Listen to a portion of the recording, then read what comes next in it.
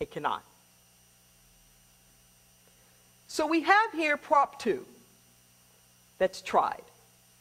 The California Supreme Court says it's unconstitutional. It's unconstitutional. It didn't give gay couples the right to marry. I want you to catch that. It affirmed and acknowledged they already had it. I'm going to say that again. The Supreme Court decision didn't give gay couples the right to marry.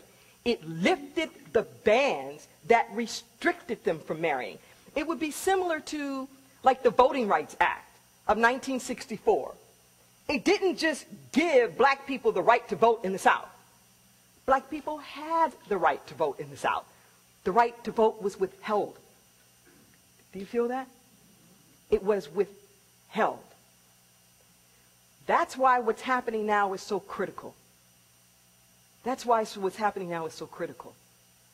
Because what Prop 8 did, by going after the Constitution and putting to the public the ability to rescind a constitutional right, is so huge and it's so egregious. As a matter of law, Prop 8 will go down. Regardless, but get what I'm saying? It's like regardless of same-sex marriage or not, Prop 8 will go down. Legally speaking, it has no legs to stand on. None. As I mentioned before, and then I'll open it up. The things that it's got, I mean, there's like numbers of things that are wrong with it. But the biggest problems that it has and why it will not stand is that, one, it is a constitutional amendment, and Prop 8 never admitted that that's what it was, that it's a constitutional amendment which allows the public to amend the Constitution with a mere 50% plus vote. This is outrageous.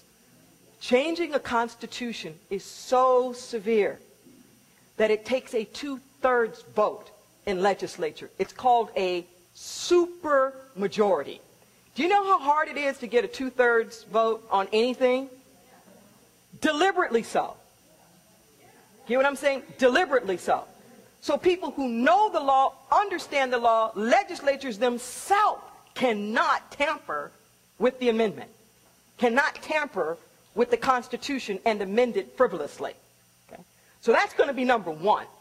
The whole idea of a constitutional amendment by the public with just a 50%, that by itself is enough. Okay? Two, you have the whole issue of the fact that not only is it a constitutional amendment, but it is a specific amendment designed to revoke existing rights. So it's not just any amendment to do anything.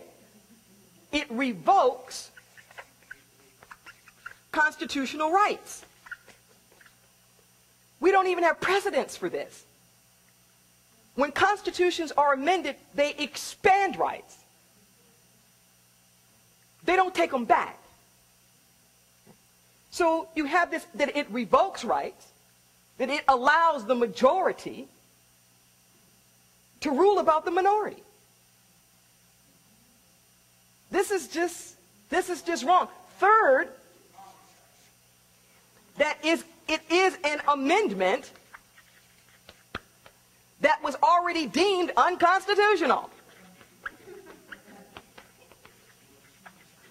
So you're literally changing the Constitution to make legal something that was already ruled to be unconstitutional. Can you see the undermining of the whole rule of law in that? Tremendously so. Tremendously so. You know, not to mention the issues that I'm sure are going to be there about separation of church and state, and how much money. California is rare that anybody from anywhere can pour money into California for our campaigns. So even though it was a California amendment, this was a national campaign. This is the biggest campaign in history. Do you feel what I just said? This was the biggest proposition campaign in history. It even outspent the presidential campaign. Yes, in California. It was that big. It was that huge. And you know, with presidential candidates and whatnot, they could only take so much money from one group. Deliberately to make sure that the process is not skewed. So we have that whole issue here too, where you have particularly these religious bodies who have just pumped out millions and millions and millions of dollars in order to influence what it is that's going on. Okay. So I know this may not ease the sting of the moment, but I hope with the little legalese here stuff that it at least gives some hope into understanding that this is not over. It's not over. And it is important for everybody involved in this to keep it up, because you know what's happened now? We've opened up a can of worms. We've opened up a can of worms. And everybody's at risk now. It would be irresponsible for us to drop the ball on this now. Absolutely irresponsible. And everybody from the ACLU on up, anybody that knows anything about constitutional law is all over this one. Because I don't mean to be alarmist, but it could be anybody. It could be anybody about anything. And in this kind of alarmist, fear-based society that we live in, this is dangerous. This is really, really, really, really dangerous. But there's an extremely, extremely, extremely good chance that Prop 8 will go down. By the time it gets to the Supreme Court, Obama should have made at least one, if not two, more appointments. Okay? So you just breathe that in for a moment. It's like we want a lot of things now. Okay? The Lord works in mysterious ways. Very mysterious ways. For this to take a few years to get there is a good thing. To have some different people on that court with some different sets of sensibilities. And when it wins, see, and when it wins, it'll be so much bigger than California. When it wins, when the substance of the arguments go down, it'll be very similar to what just happened in Connecticut. They said this separate but equal thing. We've done this. We've done this.